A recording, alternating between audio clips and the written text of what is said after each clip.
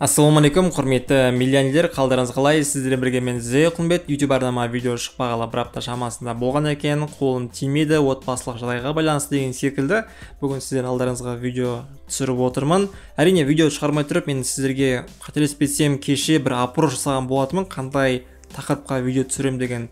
Маған келген сұрақ бойынша акция келді, арбитраж келді, крипто арбитраж, және де қателеспесем Marine Hills өнімдері жайында келді. Әрине, бұлардың барлығын мен заметкаға алып қойдым, алдағы уақытта бұл жайлы тоже ақпарат беретін боламын. Бүгінгі біздің тақырыбымыз мошенниктер жайлы болмақ. Мошенниктің бір жаңа схемасы десек те болады, немесе ескі схема. Енді мен үшін бұл жаңа схема болды. Сол себепті бұл кішкене болса да бір тәжірибемен сіздермен бөліскім келді. Болашақта сіздер бұны білетін боласыздар, и болашақта бұл жолы, бұл схема арқылы ақша жоғалтпайтын боласыздар. Сол себепті видеоға лайк, подписка басамыз, достарымызды таратамыз, ал біз бастаймыз.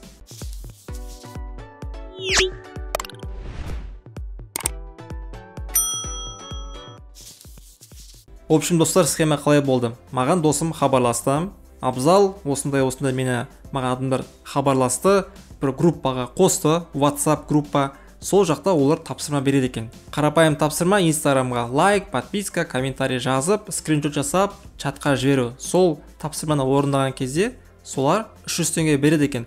Вроде бұл мошенничество емес, да? Саған тапсырма береді и саған ақша береді. И реально береді, мен де жасап көрдім. Қазір оның бәрін сіздерге подробно айтып беретін боламын. Менің Серік деген дос балам бар. Ол Headhunter'ге объявление салған, там YouTube продюсер тағы басқа. Объявление салған Headhunter сайтына. Сол сайт бойынша олар сол Серік деген досыма хабарласты. Мен нақты не айтқанын білмедім, бірақ мен түсінген бойынша там онлайн заработок, осындай қарапайым тапсырма орындайсыз, сізге біз ақша береміз деп айтқан екен.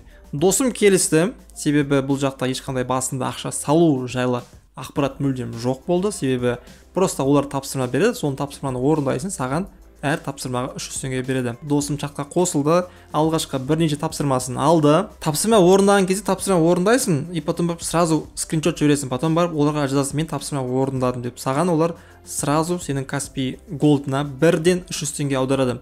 Сөйтіп досым, қателеспесем, 1000 теңге шамасын табыс тапты. 1200 теңге ма?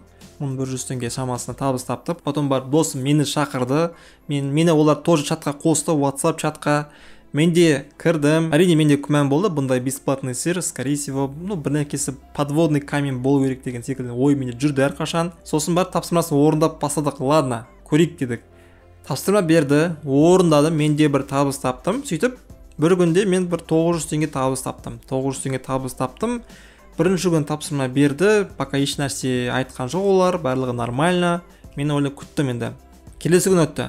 Келесі күні қателеспесем тоже тапсырма берді, бірақ уже келесі күні олар былай жазды: егер сіздер там VIP группаға ауысқыларыңыз келсе, осындай ақша саласыздар, там 300 теңге емес, 600 теңге аласыздар. Уже там более не болды. Әрине, мен сразу уже білем бұндай схемаларды, мен ештеңе саған жоқпын, и мен сол чатта отырған адамдарға, өздеріңіз білесіздер, WhatsApp чатта бір группада отырсаңыздар, барлық адамдардың нөмірлері көрініп отырады. И мен нөмірлерге барлығына кірдім да, подряд барлығына ескертіп шықтым. Орысша болсын, қазақша болсын, айтып шықтым, типа, здесь мошенники, там не вкладывайте деньги, там тағы басқа. Ладно, отырсаңыздар, отыра беріңіздер, бірақ ақша салмаңыздар. Ал тапсырма берсе, ладно, орындай беріңіздер, табыс таба беріңіздер, бірақ ақша ешкімге жібермеңіздер, салмаңыздар дедім. Әрине, арасында біраз адамдар бұны білген екен, бұл схеманы. Да, я знаю, там спасибо деп айтып атты. Кейбіреулері бұны білмейді екен, рахмет айтқанына деді. Ал кейбіреулері арасында подставной адамдар отыр екен. То есть мені қосқан адам мүлдем басқа адам, логотипі басқа, там логотипінде Жусам банктың логотипі. И, кстати, мен Жусам банк жайлы оларға жаздым, то есть Жусам банктың официальный Instagram парақшасын жаздым, осындай олар бұны отрицать етті, бұндай бізде қолданбаймыз деді. Ал олардың чаттарын жазған кезде, не себепті сіздер WhatsApp группаларыңызға Жусам банктың логотипін қойдыңыздар деген кезде, олар типа нас спонсирует Жусам банк деп жазды. Вот сондай мен қайырып берді. Әрине, бұл өтірік болды, өзі көттері сразу ашылып кетті. Сосын барып мен адамдарға жазып отырдым, бәрін ескертіп, ақша салмаңыздар деп бәрін ескертіп отырған кезде, бір кезде аяқ астынан мені чаттан шығарып жіберді. Мен админге жазған жоқпын, мен чисто адамдардың личкасына шығып жазып отырдым.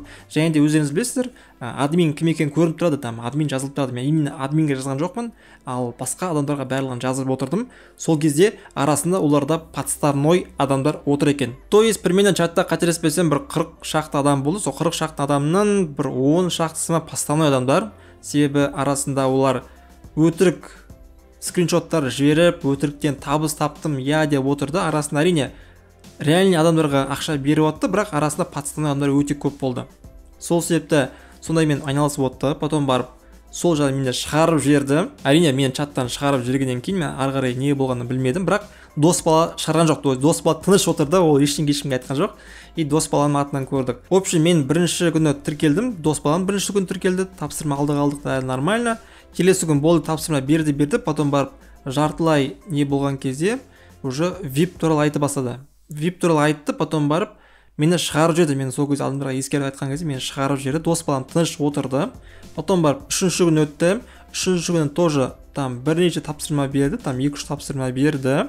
Сосын барып уже сол чатқа болды. Бұдан басқа сіздерге тегін осындай тапсырма бермейміз. Енді VIP чатқа өту үшін сіздер ақша салу керексіздер деп айтты. То есть тапсырма басқа бермейміз деді. И плюс енді дос балам қанша тапты, общий тапқан суммасы бір 3000 теңге шығар, енді 3000 теңге шамасын табыс тапты. Там 300 теңге тапсырмалар берді. Сөйтіп табыс мен өзім 900 теңге таптым. Бір күнде 900 теңге таптым. Реально Каспий Голдыма түсті. Енді бұл добра, қалай айтсам екен, бір добрый мошенничество те болады. Себебі олар бірінші кішкене ақша беріп қызықтырады. Сосын барып уже бір VIP чатқа қосып ақшаны сенен 10 есе қайтарып алады. Сондай олар схема арқылы қолданған екені. Бұл схеманы сіздерге болашақта айтарым, егер енді кім біледі, жұмыс іздеп жүрсеңіздер, Headhunter болсын, тағы да басқа, OLX болсын, объявление саласыздар, там жұмыс іздеймін, тағы басқа. Сол кезде сіздерге осындай онлайн жұмыс, ешқандай ақша салмайсың, саған ақша береміз деген не болса, онда олар мошенник, скорее всего. Әрине, хитро қолдансаңыздар болады, табыс тауып, потом барып олар там VIP группа жайлы айтқан кезде уже спокойно шығып кетсеңіздер де болады. Осылай менде өзімнің басынан қызықты оқиға өтті. Жусан банк деп мен көрген болдым, алдында қарасам, бұларда уже там Халық банктың логотипі, то есть олар логотиптерін өзгеріп отырады и все. Кстати, бұл мошенниктердің телефон нөмірлерін мен қалдырып қоямын, скриншот бойынша. Соларға сіздер WhatsApp-пен, скорее всего, телефондарын алмау мүмкін, через WhatsApp оларға жазып, өздеріңіз біліңіздер, не жазсаңыз соны жазыңыздар. Мен 4-5 нөмірмен жаздым, там лохи, тағы басқа, примерно былай ашуларына тип дейсің ба, или бір прикол ұстап па, жаздым мен өзімше. Сіздер де солай жазып көрсеңіздер болады. Прикол ұстап, от души, сол нөмірін мен қалдырып қоямын, сол нөмірге жазып, прикол ұстайсыздар ма, не істейсіздер, өздеріңіз біліңіздер. Сондай қызықты оқиға менің басынан өтті. Ең басты достар, біліп отырыңыздар, интернетте просто так на халяву ешкім сіздерге еш нәрсе бере салмайды. Онлайн лайк басу, подписка басу бойынша арнайы сервистер бар. Ол сервистерде сізде табыс табу үшін копейка, достар, копейка. Там за лайк какой-то 0,01 рубль береді, подписка жасаған үшін 0,1 рубль деген секілді. Енді бұл даже 5 теңге де болмайды. То есть 1 рубль, қазір қателеспесем 6 теңге. То есть там 1 тиын ба, или там 1 теңге ма, сондай береді. Сіздер кәдімгідей айына табыс табу үшін ого-го жұмыс жасау керексіздер, және де көптеген аккаунт болу керек. Бұл енді үлкен адамдарға арналмаған, кішкентай балаларға арналған бір лайк, подписка басып отыратын жұмыс десек те болады. Қысқаша достар, осылай сіздермен өзімнің басынан өткен бір оқиғамен бөлістім. Егер бұл видео сіздерге пайдалы болса, лайк, подписка басамыз. Ешқашан ақшаға алданбаңыздар деп айтқым келеді. Интернетте өте абай болыңыздар. Әрине, күмәндансаңыздар, маған жекеме телеграмма жасаңыздар болады. Міне осындай маған жазды, бұл мошенник па, мошенник емес па деген секілді. Немесе комментарийға жазып жүріңіздер. Мен әрқашан өзімнің әр видеоның астында комментарийға барлығына жауап беріп отыратын боламын. Ал сіздермен болғанмен Зеқылмет, келесі жүздескенше сау сәлеметте болайық. Лайк, подписка басуды ұмытпаңыздар. Сіздермен болғанмен Зеқылмет, чики пау.